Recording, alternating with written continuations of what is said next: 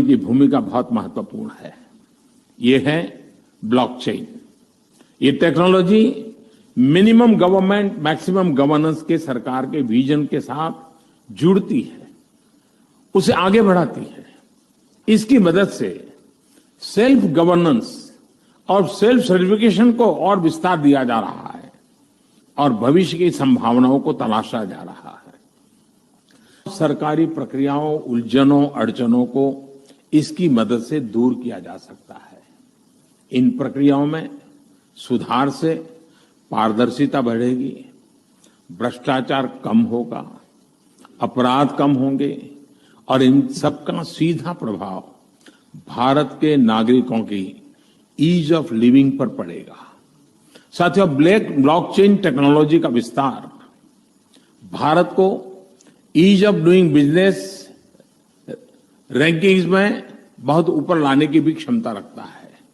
सरकार की तमाम सेवाएं, प्राकृतिक संसाधनों का मैनेजमेंट, संपत्ति का रजिस्ट्रेशन, कॉन्ट्रैक्ट, पावर कनेक्शन, कितने ही कार्यों को इसकी मदद से और तेजी लाई जा सकती है। यही समझते हुए भारत में ब्लॉकचेन पर भी नेशनल स्ट्रेटेजी बनाने के लिए तेजी से काम हो रहा है। इसमें उसे मुंबई में WEF के इस नए सेंटर से भी मदद मिले। याद है कुछ सालों पहले जब एक रात 8 बजे अचानक से वक्त बदल गए, जज्बात बदल गए। कितने टाइम तक हमें ATM के बाहर लंबी लंबी कतारों में खड़ा होना पड़ा, नोट्स बदलने के लिए बैंक्स के चक्कर लगाने पड़े क्योंकि 500 और 1000 के नोट्स बंद हो गए थे। अब उस समय की परेशानी को आप और मैं बहुत अच्छे से जानते हैं और जाहिर है कि तब से हम हर तरीका आजमाते हैं कि उस सिचुएशन में वापस ना जाना पड़े। मगर अगर उस समय हम ब्लॉकचेन टेक्नोलॉजी यूज कर रहे होते तो शायद उतना नुकसान नहीं सहना पड़ता।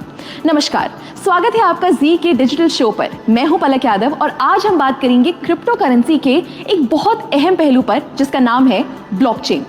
अब क्रिप्टो तो हम समझ गए, मगर ये सवाल आपके मन में जरूर आया होगा कि आखिर जितनी भी क्रिप्टो से होने वाली ट्रांजैक्शंस हैं उनका रिकॉर्ड कैसे रखा जाता है या उन्हें सिक्योर कैसे किया जाता है, या जो हमने क्रिप्टो की डिसेंट्रलाइज्ड होने की पिछले वीडियो में बात की थी, आखिर वो कैसे पॉसिबल है। इस सब का एक ही जवाब है ब्लॉकचेन। ब्लॉकचेन एक बड़ा सा बटा हुआ डेटाबेस है जो हजारों लाखों कंप्यूटर्स पे शेयर्ड होता है और ये सारे कंप्यूटर्स आपस में कनेक्टेड होते हैं। आसान भाषा में कहें तो जैसे एक दुकानदार अपने पास एक रजिस्टर बना के रखता है ना कि कितना राशन आया, कितना बिका, ठीक वैसे ही ब्लॉकचेन एक डिजिटल रजिस्टर की तरह होता है। अब वैसे तो ब्लॉकचेन का कई सेक्टर्स में इस्तेमाल हो सकता है, मगर ये हाल ही में सबसे ज्यादा पॉपुलर हुआ क्रिप्टो करेंसी से होने वाली ट्रांजैक्शंस के लिए। वैसे तो ब्लॉकचेन एक एक्सपेरिमेंट के तौर पर 1991 में आया था, मगर इसका इस्तेमाल शुरू हुआ 2009 में जब बिटकॉइन आया। जी हाँ, कुछ सुना लगा। सातोशी नाकामोटो ने जब 2009 में बिटकॉइन शुरू किया तब ही बिटकॉइन के आसपास उन्होंने ब्लॉकचेन का कॉन्सेप्ट यूज किया। चलिए इसको जरा ऐसे समझते हैं। फर्ज कीजिए आपने बिटकॉइन से कुछ खरीदा या बिटकॉइन खरीदा, तो ये जो ट्रांजैक्शन हुई, ये इंफॉर्मेशन एक ब्लॉक के फॉर्म में बन के सेव हो गई। फिर आपने उस बिटकॉइन को बेचा तो फिर से एक ब्लॉक बन गया। अब ऐसे ही आप जितनी बार ट्रांजैक्शंस करेंगे तो उसका एक ब्लॉक बनता जाएगा और वह सारे ब्लॉक्स एक चेन से जुड़ते जाएंगे, इसलिए इसका नाम है ब्लॉकचेन। सिंपल। मगर ये हमारे ट्रांजैक्शन यानी लेन देन के डेटा को सेव कैसे रखता है? हर एक ब्लॉक की अपनी एक आइडेंटिटी होती है। जैसे आप और मेरा फिंगरप्रिंट कभी सेम नहीं हो सकता, वैसे ही हर ब्लॉक को एक की मिलती है जो उसकी अपनी होती है और सबसे अलग होती है। क्योंकि ये डिसेंट्रलाइज्ड होता है तो अगर इस चेन के किसी ब्लॉक में कोई दिक्कत भी आती है तो बाकी ब्लॉक्स पर कोई फर्क नहीं पड़ेगा। ब्लॉकचेन एक ऐसा सिस्टम है जिसे हैक करना, हटाना या चेंज करना लगभग नामुमकिन है।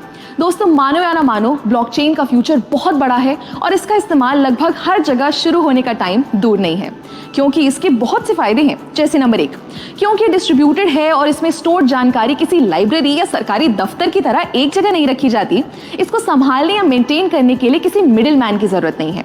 दूसरा, ब्लॉकचेन एकदम ट्रांसपेरेंट है, यानी आप और मैं कभी भी इसको एक्सेस कर सकते हैं और अपनी ट्रांजैक्शंस पर नजर रख सकते हैं, जिससे फ्रॉड के चांसेस बहुत कम हो जाते हैं। तीसरा, ब्लॉकचेन पर हर इंफॉर्मेशन को बहुत आसानी से ट्रेस किया जा सकता है, यानी पुरानी से पुरानी ट्रांजैक्शन को भी हम देख सकते हैं। चौथा, ये टेक्नोलॉजी एकदम फास्ट है। हर चीज का लिखा हुआ रिकॉर्ड बनाने में बहुत टाइम और मेहनत लगती है, मगर वही जानकारी को अगर ब्लॉकचेन के जरिए सेव करें तो